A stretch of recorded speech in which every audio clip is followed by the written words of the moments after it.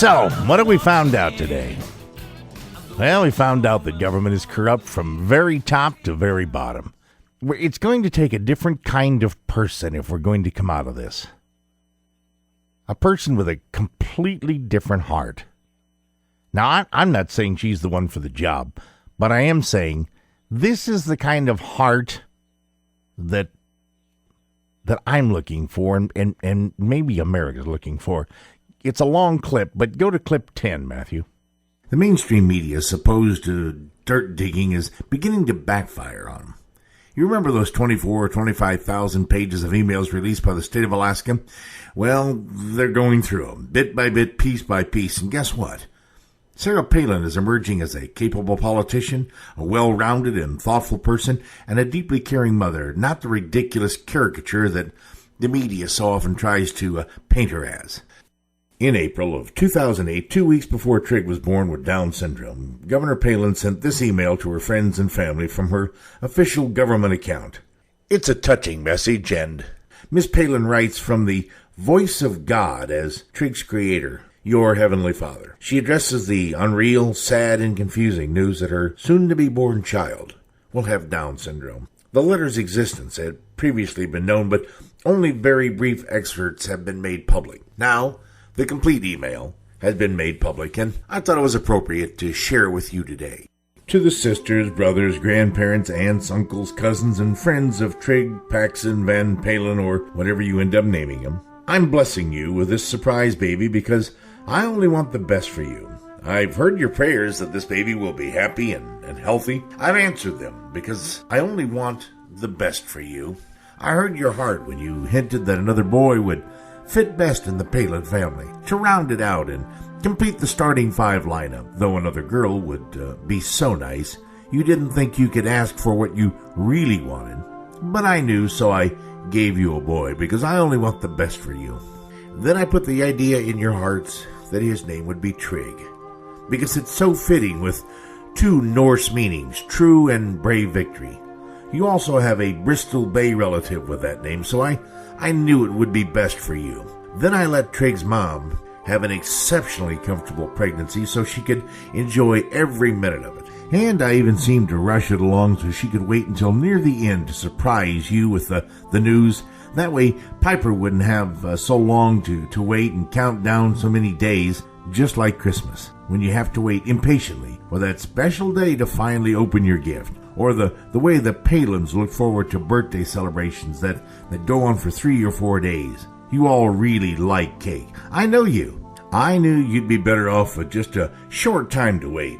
Then finally, I let Trigg's mom and dad find out before he was born that a little boy will truly be a gift. They were told in early tests that Trigg may provide more challenges and more joy than what they had ever imagined or have ever asked for. At first, the news seemed unreal, sad, and confusing, but I gave Trigg's mom and dad lots of time to think about it because they needed lots of time, to understand that everything will be okay. In fact, everything will be great because I only want the best for you. I've given Trigg's mom and dad peace and joy as they wait to meet their new son. I gave them a happy anticipation because they asked me for that, and I'll always give you some happy anticipation and strength to deal with Trigg's challenges, but I won't impose upon you.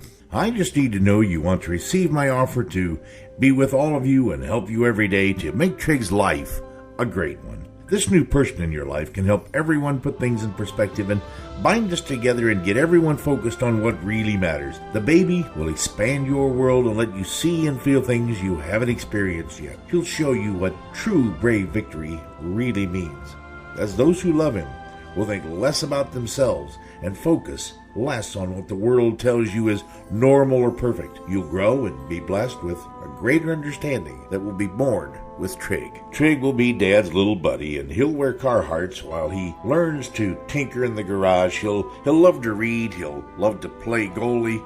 He'll steal his mom's heart just like Track and Bristol, Willow and Piper did. And Trigg will be cuddly, innocent, mischievous, dependent little brother that his siblings have been waiting for. In fact, Trigg will, in some diagnostic ways, always be mischievous, dependent little brother because I created him a bit different than a lot of babies born into this world today. Every child is created special, with awesome purpose and amazing potential. Children are the most precious and promising ingredient in this mixed-up world you live down here on Earth. Trig is no different, except that he has one extra chromosome. Doctors call it Down's syndrome. And Down's kids have challenges, but can bring much delight and more love than you can ever imagine. Just wait and see. Let me prove this, because I only want the best for you. Trig's mom and dad don't want people to focus on the baby's extra chromosome. They're human, so they haven't known how to explain this to people who are so caring and interested in this new little Alaskan.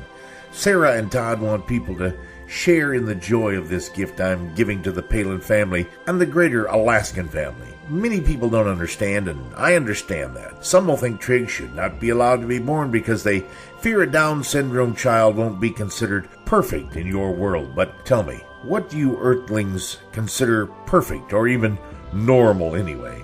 Have you peeked down any grocery store aisles or school hallway or into the office lunchroom lately? Or consider the odd celebrities you celebrate as perfect on TV. Have you ever noticed I made them all shapes and sizes? Believe me, there is no perfect. Many people will express sympathy, but you don't want or need that, because Trig will be a joy. You'll have to trust me on this. I know it will take time to grasp this and come to accept that I only want the best for you, and I only give my best. Remember though, my ways are not your ways. My thoughts are not your thoughts. Whereas the heavens are higher than the earth, my ways are higher than yours. I wrote that all down for you in the good book.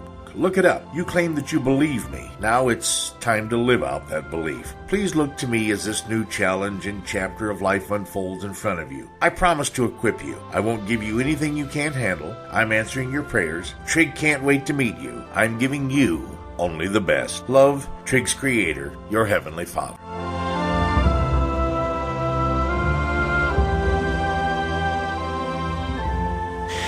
You know, folks, there are a lot of people out there that love to tear people like Sarah Palin apart and talk about Tea Party folks as if they were some sort of ancient dinosaur that doesn't exist anymore.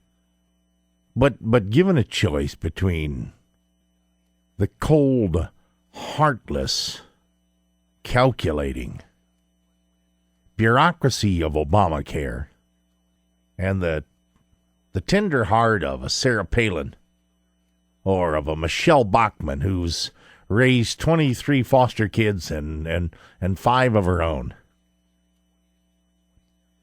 who would you rather have? If you have to choose someone, would you rather have someone who talks about caring for the nation, or someone who has a tender heart like this? If Sarah Palin can love this baby Trig with this kind of unconditional love, if her heart's big enough to hold all of the love this little boy requires, do you think there's anybody else with the unbridled ability to love this country? See, this is a glimpse into who Sarah Palin really is. And all the people going through all of the emails, they're going to miss all of this. Because what they're looking for is the smoking gun. They're looking for the dirt on the skirts. Well, the emails indicate she's bright, engaged in the process, a capable administrator, and someone who leads by serving. But she isn't always that eloquent. She's very colloquial. She says words like flippin'. And at times almost embarrassingly homespun. You know, she's refreshingly frank and honest. She's effervescently hopeful. This world and this country need a lot of help, folks. Our country needs a governmental reform. We need a financial reform. We need entitlement reform. We need spending reform. We need morality reform. But more than anything, you know what we need? We need a vision reform. We need somebody who can bring us a vision of what America can be. Not good policies, although that's important. Not just good administration, although that's important. But a heart big enough to embrace the vision of what America was and can be. For the Baker Report, I'm Jake Baker. Until next time, good night, take care, Lord bless.